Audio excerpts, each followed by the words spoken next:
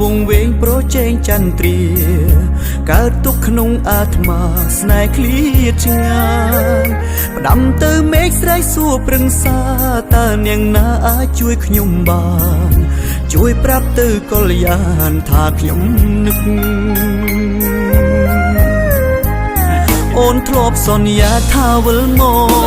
រួមរួចជ្រកបេះដូងបងមិនដេចស្នេហ៍ស្នងចាំងចោលបងឲ្យរងសៅមកក្រំចិត្តកាយអូននៅទីណាស្នេហាបងចាំថ្លៃដួងច័ន្ទរងចាំរាត្រីទួញយំសោកព្រោះបាត់ស្រីសូមមេឃប្រណីច័ន្ទ